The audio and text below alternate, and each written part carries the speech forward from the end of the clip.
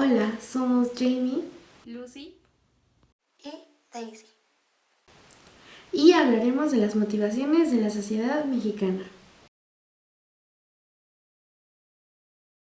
Tenemos el primero.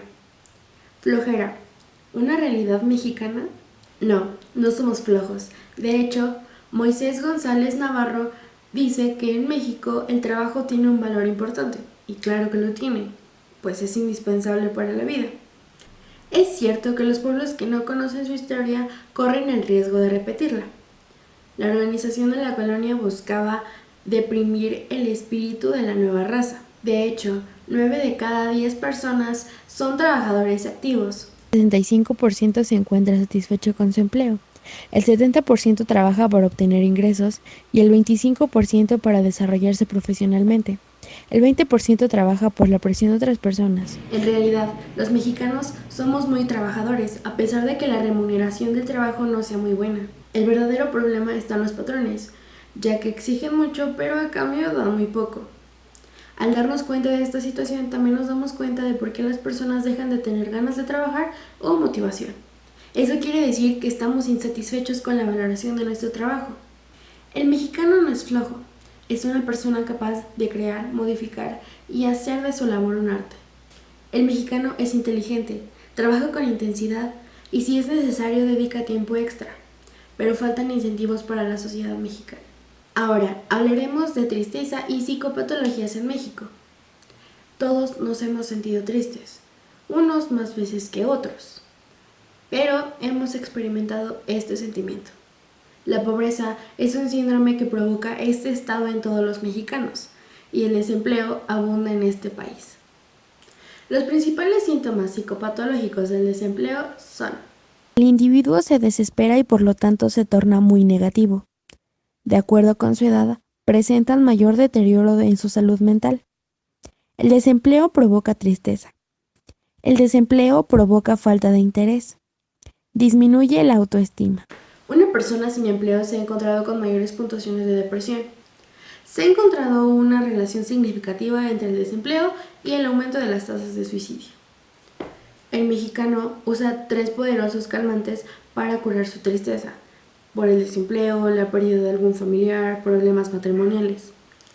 Según Freud, cataloga 3 calmantes que usa el individuo: poderosas distracciones que hacen olvidar un poco la miseria, satisfacciones sustitutivas que la reduzcan y sustancias embriagadoras que lo vuelvan insensible por un instante. Y en estos tiempos postmodernos, estos calmantes son muy buscados por la sociedad mexicana. Todas las pérdidas y todos los fracasos, sean totales o relativos, producen tristeza. ¿Lo sabías? Ahora vamos con Lucy James. Hablaremos de la familia mexicana. La familia mexicana dependerá del contexto donde se desarrolle y normalmente está formada como el núcleo familiar que conocemos, que son el papá, la mamá y los hijos. Los mexicanos consideramos a la familia como el corazón de la sociedad. Es por eso que las acciones de cada antepasado se reflejan en cada generación, por el tipo de educación que les den, y esas acciones definen a la familia. Por ejemplo, a las mujeres se les enseñaba los labores del hogar y la religión, y es algo que se refleja un poco hoy en la actualidad, aunque las ideologías van cambiando con el paso del tiempo. Los hijos son apegados mucho hacia sus madres por el simple hecho de que siempre están cuidándolos. Eso dependerá del contexto donde estén y el tipo de educación sexual que se le da hacia la mujer mexicana. Nos damos cuenta que en México el machismo sigue en la actualidad, pero hoy en día la mujer mexicana ha demostrado que puede sobresalir con su propio esfuerzo y triunfar como lo llega a ser el hombre mexicano. Por otro lado está la abnegación de los mexicanos, donde sacrificamos algo por la religión o algo altruista. Es considerada una característica como nosotros los mexicanos.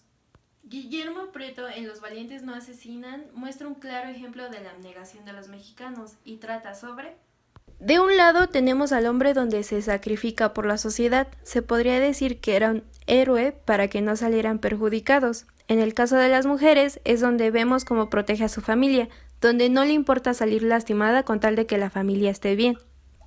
Seguimos contigo, Daisy.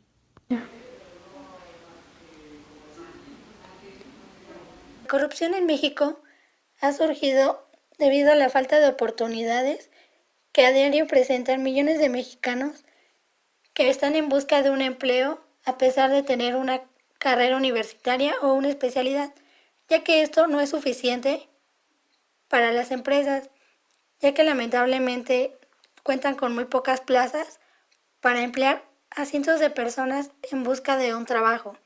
Es por ello que la corrupción ha aumentado constantemente en nuestro país y lo más preocupante de todo es que hemos dejado a un lado los valores que nos han inculcado nuestros padres, como es la libertad, la honestidad, la paz, la justicia y sobre todo el respeto. El peso se devaluó frente al dólar durante la quincena de diciembre, causando el mayor reto para México, el cual fue la pobreza y la desigualdad. Pero una vez más, los mexicanos alientan la esperanza de poder resolver de una vez por todas los graves problemas que el país ha venido arrastrando, y lo manifiestan en las elecciones presidenciales del 2 de julio del 2000, cuando se decide votar por el cambio anhelado, que pareció ofrecer el Partido Acción Nacional, con su candidato Vicente Fox, quien fue favorecido por los votos.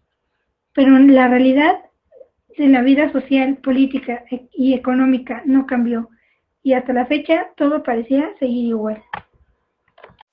En el año 1994, cuando se encontraba arriba de la presidencia Ernesto Zedillo por el Partido Revolucionario Institucional, los problemas agudizaron y se presentaron síntomas de intranquilidad y debilidad en el país, ya que en el sur de México surgió el grito conocido como el Basta desde la Selva Lacandona, un movimiento por el Ejército Zapatista de Liberación Nacional, quienes desenmascaran la realidad del México oprimido. La etnopsicología nos explica los cambios sociales en el mundo, ya que el ser humano no puede ser extraño para su cultura y su patrimonio cultural, ya que se expresa e identifica. Por lo tanto, su personalidad tiene una dimensión social, la cual la psicología social ha diseñado técnicas para explicar la problemática de la sociedad moderna.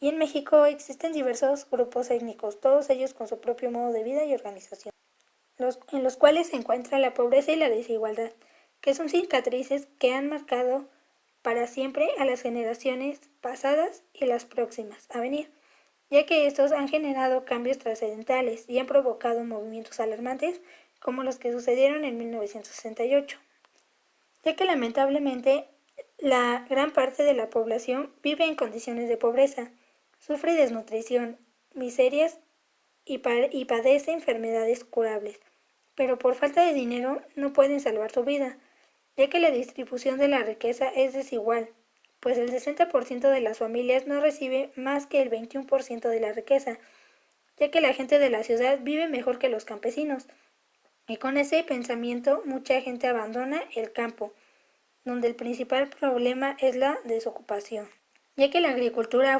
ofrece empleo solamente durante una parte del año, pero ¿quién garantiza que será remunerada?